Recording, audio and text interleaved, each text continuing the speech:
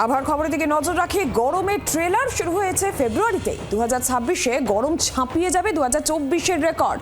23 ও 24 ফেব্রুয়ারি হালকা বৃষ্টিরও সম্ভাবনা রয়েছে।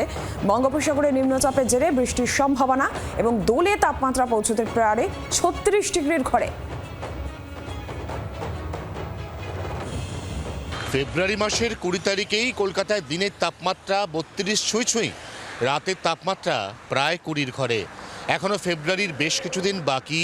এরপর রয়েছে মার্চ, এপ্রিল, মে, জুন এবং জুলাইয়ের একটা বড় অংশ। 2024-এর আদলে 2026-এও তীব্র থেকে তীব্রতর গরমে হাঁসফাঁস করতে চলেছে গোটা দক্ষিণবঙ্গ, এমনই পূর্বাভাস আলিপুর আবহাওয়া দফতরের।